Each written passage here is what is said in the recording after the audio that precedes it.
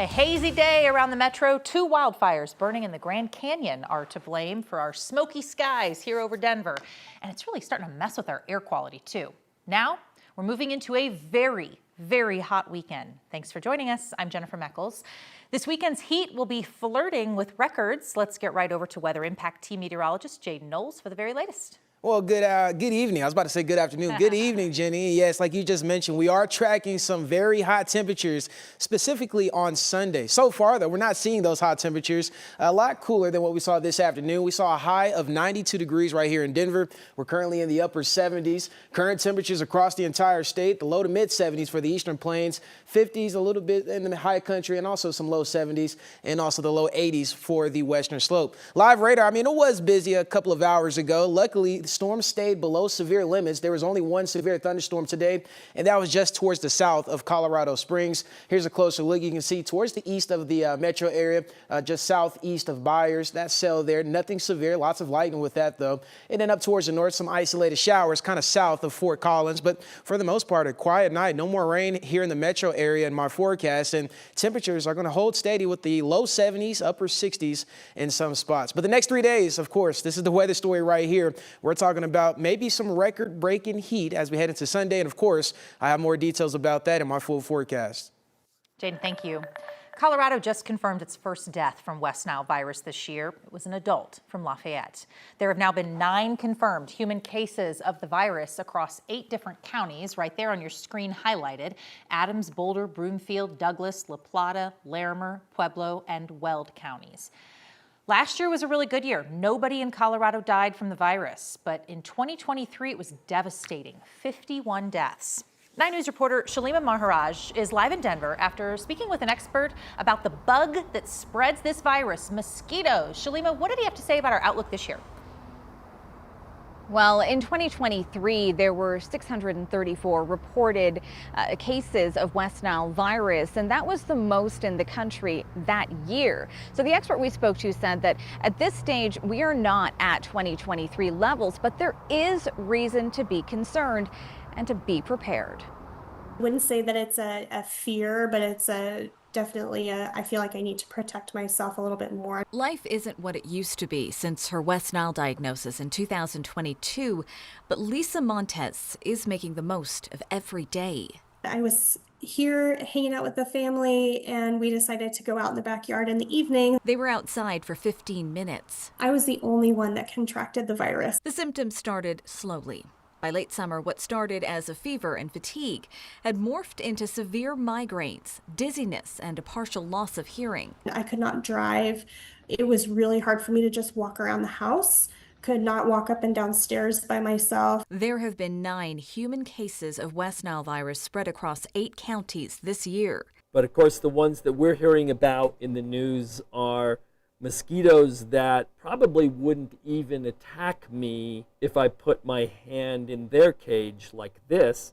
They're mosquitoes that tend to feed on birds. MSU Denver biology professor Robert Hancock says even though 2025 is starting to look scary, it's not 2023 scary. What we are seeing is increased numbers of positive mosquito pools. That's our measure of not how many mosquitoes there are, but what proportion of those mosquitoes could be carrying West Nile virus. His advice, if you think you may have it, get care quickly. It's worth it to talk about it with your doctor, to ask questions, to get tested and rule it out. Now, after 11 months of occupational therapy and rehabilitation, Lisa was finally able to get back behind the wheel. Now, experts do say that in most cases when people contract West Nile virus, they don't really show any symptoms.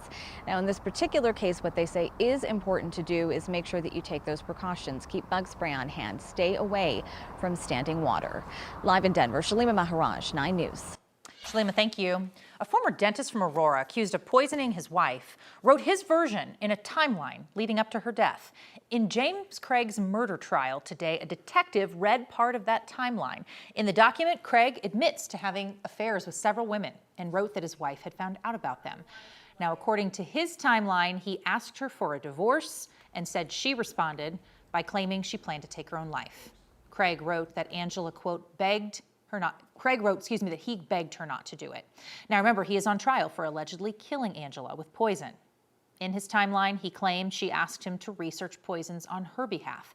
Craig claims that he had a change of heart, wasn't going to try to prevent Angela from suicide. Now, Angela's family members have also testified during this trial, and her siblings have pushed back on this whole argument around suicide from the defense, saying Angela was never suicidal. The detective who is reading that letter will continue testimony about the timeline Monday morning. New tonight, a man has pleaded guilty to arson for a fire that damaged the Colorado State Supreme Court building. The Denver DA's office says Brandon Olson broke into the building, on January 2nd last year. They say he pointed a gun at a security guard, stole the guard's keys, then started a fire on the 7th floor, then shot his gun and shattered some of the building's windows. As part of his plea deal, Olson faces up to 14 years in prison and has agreed to pay restitution, just not clear how much he owes. His sentencing is now set for December 12th. A second person has now died after a multi-car crash on Highway 285 this week. It happened just south of C470 early Monday.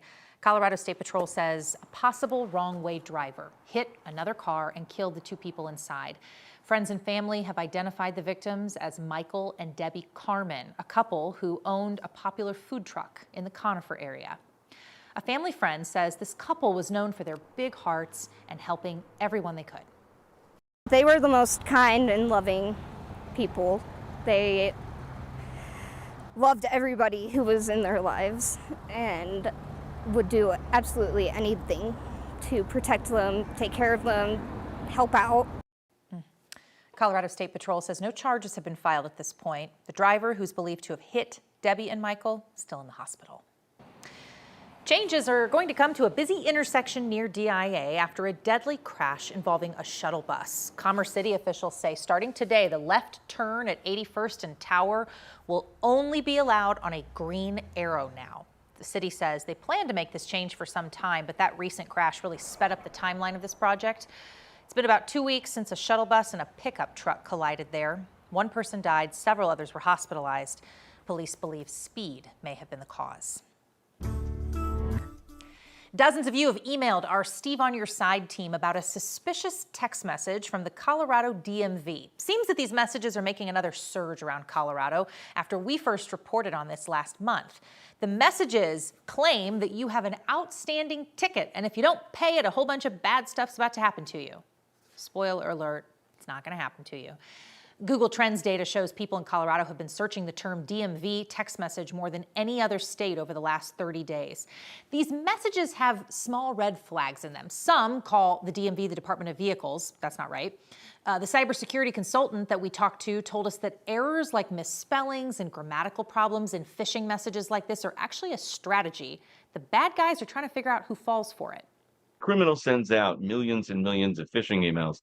They don't want millions and millions of people to click the links in it. That will overwhelm their sites and take them offline. They want the people who may actually fall prey to the scam to click the links. Now, of course, you should not click the link. You should delete the message. And if you have clicked on it or provided any personal information, you should contact your bank or your credit card company immediately. Denver city leaders want taxpayers to foot the bill for repairs to the failing 8th Avenue Bridge, the most expensive project in a $900 million bond proposal that could be on the ballot in November. The city says fixing this bridge is all about safety. But city councilors are asking some more questions. The proposed project would remove part of the bridge and convert it into a surface street through the old Burnham Yard rail area. Why does that location matter? Well, it's where the Broncos are reportedly thinking about building a new stadium. An additional $50 million would go to repairs, reconfiguration, design work for the future replacement of the 6th Avenue Bridge, which also crosses the rail yard.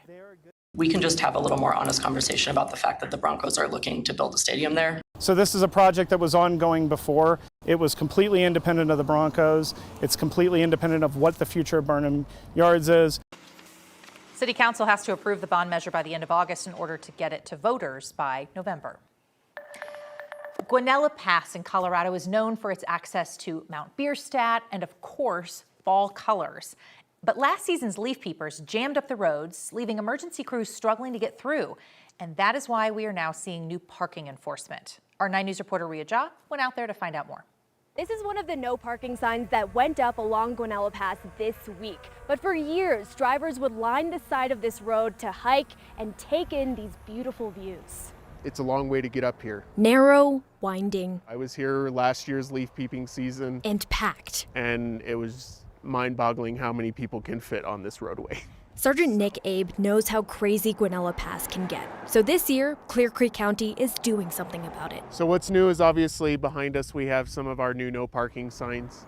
The pass is known for its leaf peeping. The season is a huge economic boost to the town. But last fall, officials say drivers spent their time in hours of traffic instead of local businesses. Bumper to bumper, there was no room to move. Because people were parking where they weren't supposed to. Their tires would still be on the pavement, which is illegal. Therefore, it congests the width of the roadway, making it hard for passing motorists to get through, as well as emergency vehicles.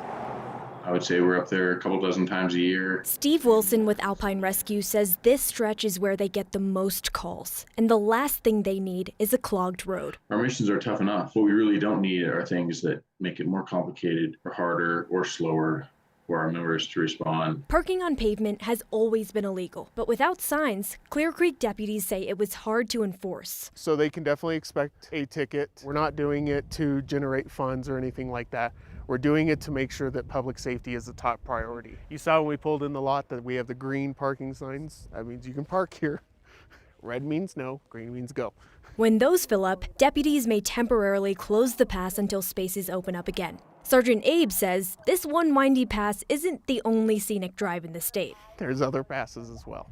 I spoke with a county official who said he knows that these no parking signs won't fix the congestion that happens here during leaf peeping season, but he hopes that it's a first step in a longer-term solution.